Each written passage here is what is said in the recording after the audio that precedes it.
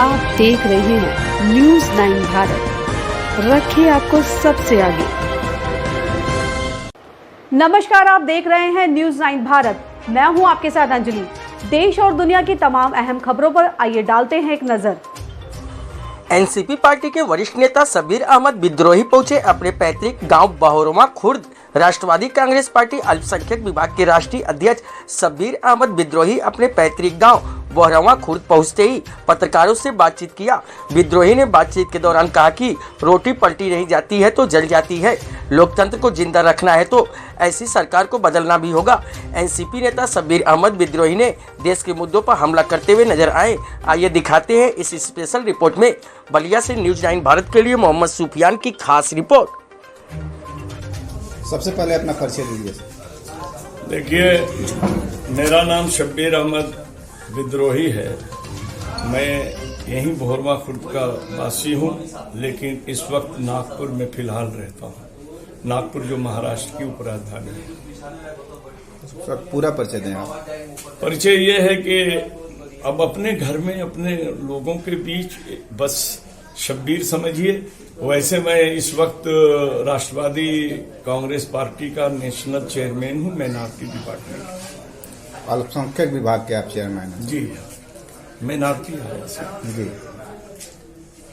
जिस तरह से उत्तर प्रदेश में चुनाव है सर, और गृह मंत्री अमित शाह की रैलियां हो रही हैं और माइनॉरिटियों को निशाना बनाया जा रहा है, उस पर क्या कहेंगे? उनको ये पता है कि माइनॉरिटी के खिलाफ जब हम नफरत को बोएंगे तभी हिंदुत्व के नाम पर हिंदू बिरादरी के वोट एक होंगे। और जबकि आज हमारे देश का नौजवान बेरोजगारी से परेशान है, बेकारी से परेशान है, नौकरियां जा रही हैं, इन चीजों को इस देश की जनता समझती है। उनके घूमने का मेन कारण यही है कि हम उस पौधे को बढ़ाएं जो पौधा उनको मतदान का फल दे सके। और वो पौधा सिर्फ ये है क्योंकि उन्होंने कोई ऐसा काम नहीं किया है जिससे आकर्षित होकर जनता उनकी विचार के बारे में। क्या आप कहना चाहते हैं कि विकास के मुद्दे अब पीछे छूट जाएंगे? विकास के मुद्दे इस देश में कभी नहीं रहे। अगर विकास के मुद्दे इस देश में कभी रहे होते तो मेरा दावा है कि यह देश विश्व के प्रथम नंबर पर होता।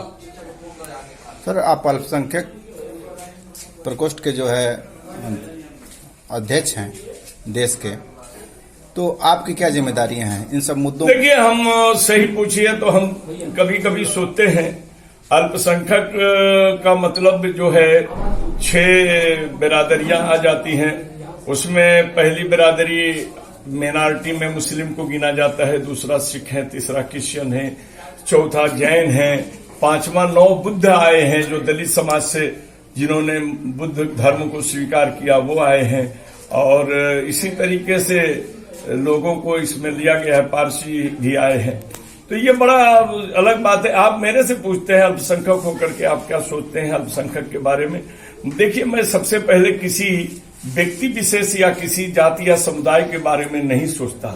मैं सबसे पहले देश के बारे में सोचता हूं कि हमारे देश का अस्तित्व, हमारे देश का विकास और हमारे देश की गरिमा कब और कैसे बनेगी और किस तरह रहेगी। क्योंकि देश रहेगा तो हम रहेंगे और हमारे प्यार का संदेश रहेगा। हम जातियों के बारे में कम, देश के बारे में ज्यादा सोचता हूं। सवाल तो इन्हीं पे उठाए जा रहे हैं सर, जैसा कि जो है गृह मंत्री ने जो है रोड पे नमाज के बारे में जो है चर्चा की थी, इस पे क्या कहेंगे आप? देखिए, अगर यातायात को बाधा नहीं है तो ईश्वर को याद कर लेने में हमें कोई आपत्ति नहीं है। चाहे वो किसी धर्म के हो, उनकी आरती हो, उनका जुलूस हो, उनका कीर्तन हो और हमारी नमाज हो, हम इन पर बात नहीं करते। लेकिन नमाज तो अपने घर में भी आप पढ़ते हो और किसी को तकलीफ देते हो तो वो नमाज नहीं मानी जाती है। तो रास्ता हो या रिश्ता हो, मैं एक ही चीज जानता हूं कि जनता को तकलीफ न हो, किसी की आत्मा को दर्द न हो, कोई हमारे ऊपर उंगली न उठाए। ऐसी परिस्थिति में ये पूरी धरती ईश्वर की है, अल्लाह की है। इस कहीं भी जो पाक जगह मिले हमें नमाज पढ़ लेने में कोई एतराज नहीं। शर्त यह है कि किसी नागरिक को, किसी आदमी को किसी प्रकार का कोई कष्ट न हो। गुरुग्राम में अभी जल्द ही देखा गया था कि सरकार वहाँ की जो है प्रशासन जो है इसका जो है मतलब आदेश भी देता है कि आप लोग यहाँ नमाज पढ़ सकते हैं, लेकिन कुछ शरारती तत्व आकर के वहाँ जय श्री राम का नारा लगाते हुए उस चीज़ को बंद करते हैं। तो इस तरह की जो है एक तरफ प्रशासन जो आदेश भी दे या दूसरे लोग जो उसको बंद कराए, इसको क्या कहेंगे आप? देखिए, प्रशासन ने अपनी जवाबदारी को निभाना चाहिए। जब उसने वहां आदेश दिया तो गुंडा तत्व अगर वहां आतंक फैलाते हैं तो सरकारी तंत्र को उन्हें गिरफ्तार करना चाहिए, उन पर मुकदमा करना चाहिए। अगर हम इस तरह से कहें कि हम आपको एक तरह से अनुमति दे दें और दूसरी तरफ हम अपने, क्योंकि आज आप जानते हैं गुंडे भी किसी न किसी पार्टी से जुड़े हुए लोग हैं, हम उनकी जाति पर बात इसलिए नहीं करते हैं कि गुंडों की कोई जाति नहीं होती है, वो एक अपने आप की बिरादरी होती है। और जो राजनीतिक लोग रखते हैं, जिस तरीके से आप जानते हैं कितना भी आलीशान मकान बनाइए और मकान के दरवाजे के गेट पर एक दरवान रखना पड़ता है, उसी तरह कितनी भी अच्छी पार्टी बनाए जाए उसमें 2-4-10 जो है इस तरह के लोग रखे जाते हैं। तो मेरा अपना मानना है कि जो सरकार ने परमिशन दिया वहां 2 चीजें हुई। एक तो हमारी आस्था को ठेस पहुंचाई गई, दूसरा सरकार के दिए हुए अनुमति का भी उल्लंघन किया गया और सरकार को कार्रवाई करनी चाहिए। मेरा अपना भी मानना यह है कि किसी भी चीज पे मैं एक बात समझता हूं कि क्या हमारा रब बहुत बड़ी जमात में ही मिलेगा?